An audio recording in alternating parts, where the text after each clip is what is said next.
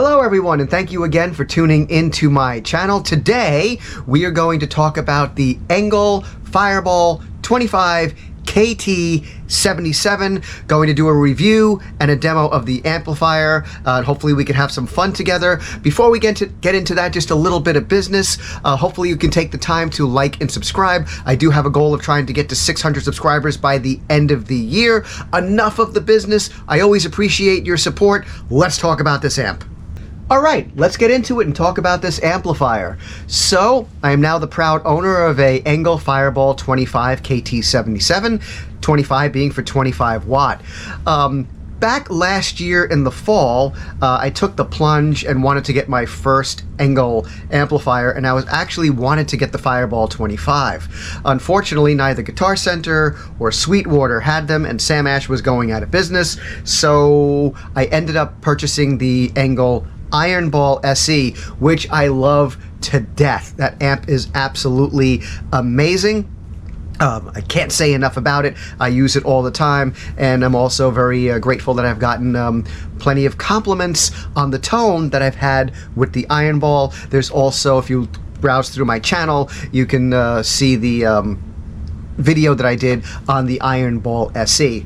However, even though I love the Iron Ball SE, I did want to still get a Fireball because initially that's what I wanted. So some good things came around, and I was able to purchase the Fireball 25, the version with the KT77 tubes.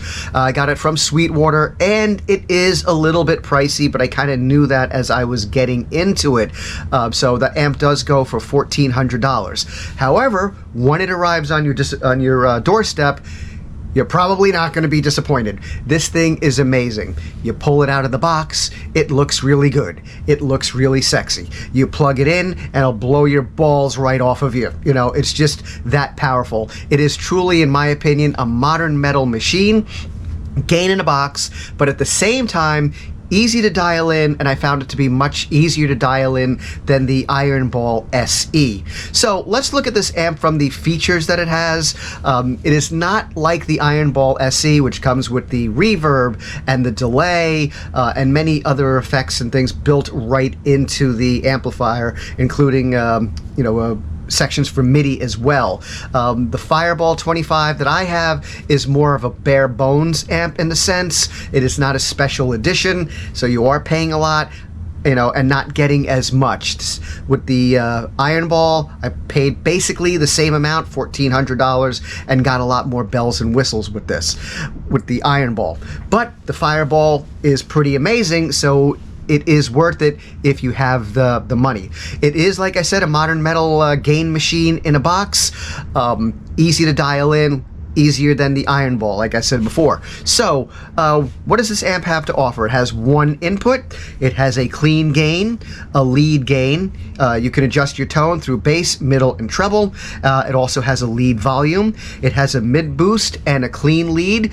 Both are able to operate through foot switches as well. Unfortunately, Engl doesn't supply the foot switches with the amp with the regular purchase for $1,400, so you would need to buy foot switches separate, which is a shame. For $1,400, I think you should be able to get the foot switches with that. I think of the Joyo Zombie 2 that I have for $200. I got the amp, which sounds amazing as a Mesa Boogie clone, and that came with a foot switch as well. So if Joyo could do something like that, Engl should be able to as well, but I guess that's another story. Looking at continuing on with the front of the amp, you have your master volume, your presence, standby, and an on-off switch. So it's pretty basic in front. The gain on this thing is sick. When I started playing with it, when I was experimenting with it, and I'm still experimenting with it, I had the gain at around 7, and it was just too much. I have kicked that back to 10 o'clock or 4, depending on how you want to look at it, and it really is a nice sweet spot for the gain on this amp, in my opinion, my experience. If I look at the back of the amp, we have the 2 inputs for foot switches. It has the power soak, so you have a mid power, a low power, and the speaker off as well. Has an FX loop. The noise gate. Now let's talk about the noise gate. It's a really essential part for this Fireball 25. This amp is noisy. When you plug this thing in and you get it set up, there is definitely some noise and some hiss with this amp, and with the amount of gain that this thing is pumping out, it's kind of expected.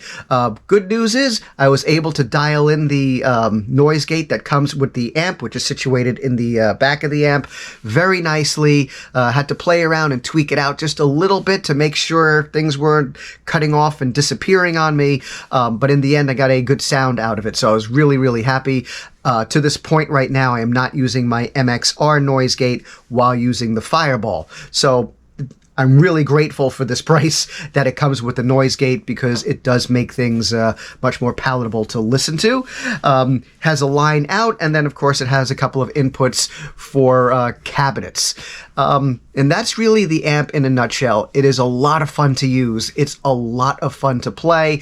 I don't know the difference between the KT77 tubes and the tubes that they had in it prior. I have not had the chance myself to play those and compare them, but speaking for what I own with the KT77 tubes, it sounds great. I mean, I guess I could just say that over and over again. It sounds great. It is great for modern metal, death metal, and whatever terms that you want to use for today's heavy music, you know. But if you turn that gain down and you kind of dial the amp in a little bit more, put a little bit more effort into it, I think the amp can be pretty versatile, actually very versatile.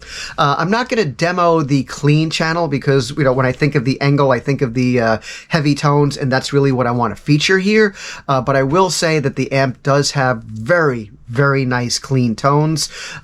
Nothing to be disappointed about in that realm. I've heard amps that do have better clean tones, and certainly there are some plugins out there that have better clean tones as well. But this amp sounded really good, and I did get a chance to play with the clean tones with reverb and delay, and I was pretty pleased. I haven't had a chance to use it with the clean tones, with those different effects yet, but I'm sure I will get to that at some point.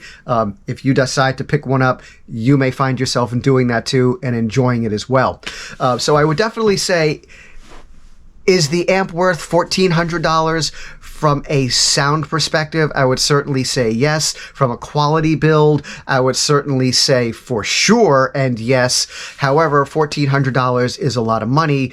You could probably find other amps for $900, maybe even $700. That can come pretty damn close if you really have to watch the money just a little bit more. But I made it. I did do this intentionally. I treated myself because it was something that I wanted and I was able to do, and I'm grateful for that. So I went ahead and did the Fireball 25. So that's everything I really want to say about this amp. It's amazing. It is worth it, but shop, and you might actually be able to find a used one and save a couple of bucks as well. I'm going to get into the part of the video where I use the Fireball. This is my Swola 205, where I use the Fireball, and this is the after having it for 2 weeks, the piece that I feel I got the best sound of as I'm still tweaking this and getting used to it. So please let me know your thoughts on the video. Let me know your thoughts on Engl. Let me know your thoughts on the Fireball, either the 25 or the 100, whatever you want to say. I'd love to hear what you think. Thank you for joining in with me. If you're new to the channel, thank you for joining me again. I should say, if you're new to the channel, thank you for joining me. If you're already a subscriber, thank you for tuning in again. I really do appreciate it. So now let's check out this video and how this amp sounds in a mix. Just so you guys know, I mic'd it with a Shure SM57, and it's going through a cabinet with PV Valve King speakers. This is my Swola, so there are effects in as well. I used an MXR phaser for part of this song as well, and I also, as usual, used an MXR chorus as part of my tone too.